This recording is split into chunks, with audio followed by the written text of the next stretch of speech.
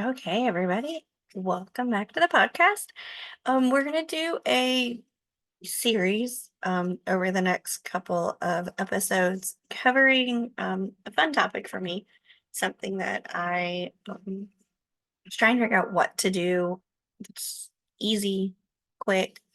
Um, Not that I don't like our long extended podcasts, but something that you guys might enjoy in different perspectives. So we're gonna do a mini series. I don't know how many episodes, 4, 5, 6, but we're gonna cover things that are different from sighted to blind or visually impaired people. So mainly focusing on those who do not have a lot of usable vision and some of the things that we don't realize are visual.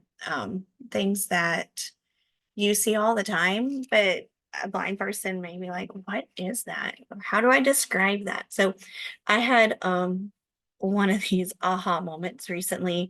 My mom was in the car that was on the way to church, and we were heading to church, and my husband and I had both made a comment about a vehicle in front of us because the way they were driving. And he had already been kind of joking around with my mom just because it had been a crazy afternoon. And he said, "There's a bucket in truck in front of us." And my mom said, "A what?"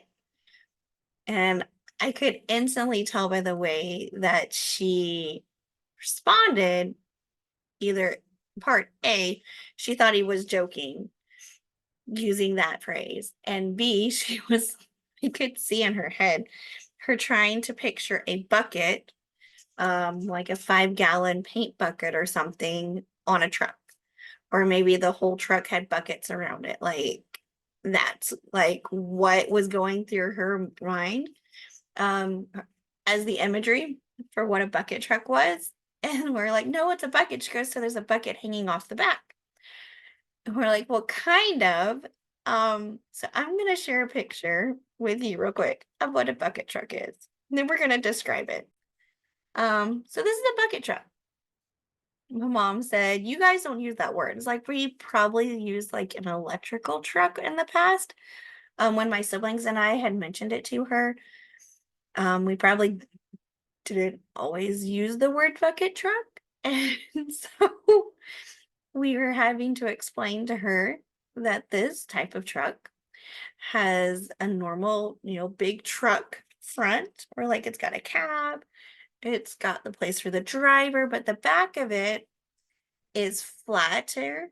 It's almost like a flatbed. Some of them have compartments, some of them don't. And then we're like, there's an extender on the top that does like an arm. And at the end of that arm is this bucket. So she's still thinking a 5-gallon bucket, or even like a giant, say, 30-gallon trash can bucket. We're like, yeah, you can put two people in it. What do you mean you put two people in it? So we start to describe, okay, so this arm, it has this square rectangular opening, and these guys stand in it, and it's called a bucket, but it's not round, and it's large enough for them and their equipment. And then they have controls in it, and they can go up and down. Something a lot of us who have sight, we like, oh yeah, that's a bucket truck, or that's an electrical truck. That's what they do. They use it to get the power lines. But how did you learn that? It made me go back and say, how did I learn what that's like? How did I learn those terms? Probably because we have sighted people in our lives and they use those terms. Um, I also had to take a second and just think about, there's a lot of things that we take for granted that our eyes can see. And somebody who even may have some vision but doesn't have a full 3D, or doesn't have depth perception, it wouldn't make sense to them. It's not like they've sat there and felt a bucket truck. I mean, there are toys that are bucket trucks. I did Google that. Um, but how do we describe things to a blind person that, maybe they don't understand? So we could say a fire truck. And a lot of them would know what a fire truck is because we have fire trucks. We play with fire trucks. We've seen that. But this little mini series is going to be these short little podcast episodes If you're over on our YouTube channel, you'll have the YouTube um, version available. Um, and we'll probably do some of this as reels and stuff like that. Just short little things to be like, hey, think about, how would you describe it? If you had to describe something unusual, what would you do? Have you thought about the things that you require vision to understand? So, some of the things we're going to discuss in our little mini series here, faces. My mom says, I don't understand what you mean different people have different faces. And not necessarily the facial expression, which that's another thing that she doesn't understand because she's never seen a face. Um, what do you mean? Like, how do you scrunch your face, or how do you show you're mad or you're happy, other than like a smile and a frown? Um, what do you mean people have different faces, different features? And we're going to talk about some of that. We're going to talk about how that looks, how that works, and those types of things.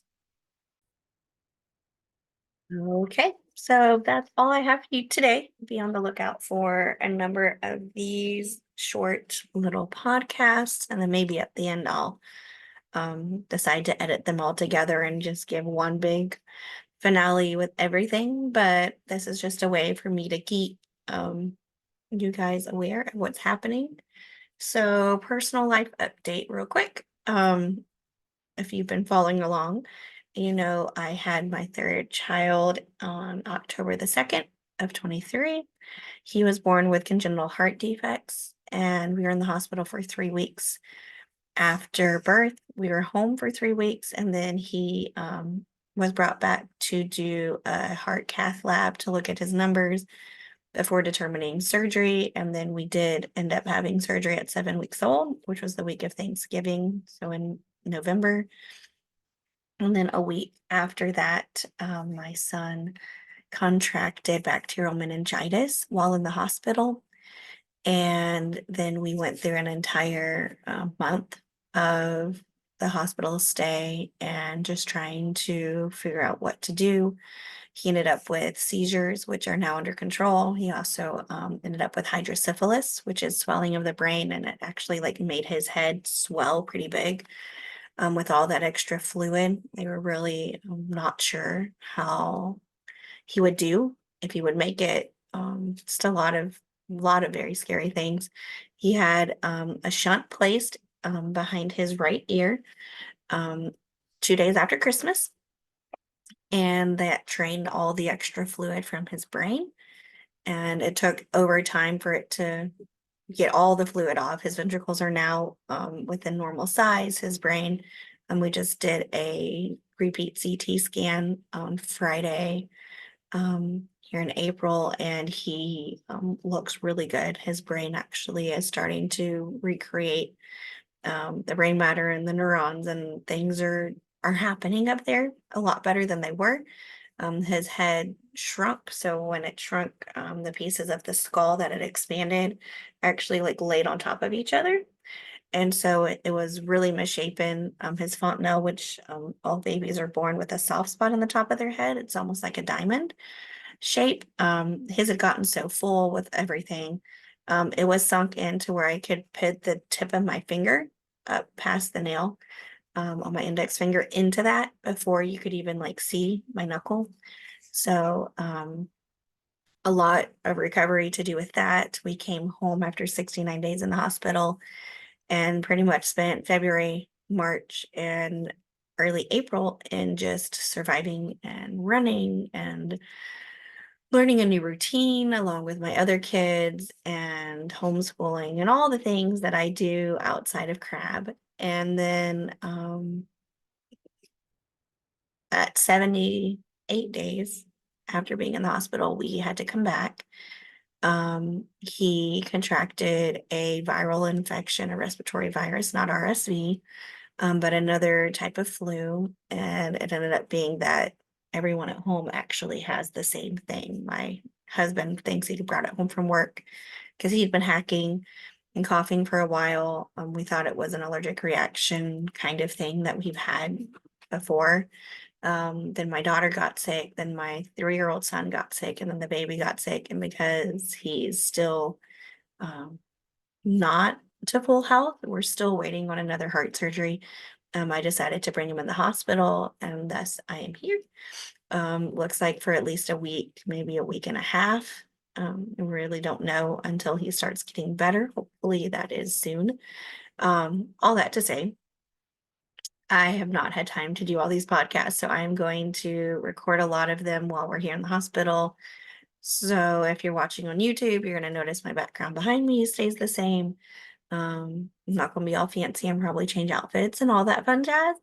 But we're here for a little while, and so I was going to take advantage and try to get some things done on the blog. I'm going to try to work on our feature Fridays, which I got one up, and I've just kind of gotten overwhelmed. So I'm going to try to get some things going. This is real life. I'm not doing this for money. I don't have any people paying me, so not that that would change my decision, but taking care of my family is always first. So we are here. We're going to do this mini series. It'll be 3, 5, 10-minute videos. I hope you guys enjoy. Make sure you do check out the Facebook page and the Instagram. I do share things that pop up, things that are relevant, and hopefully we can get back to some more good content. Thank you guys.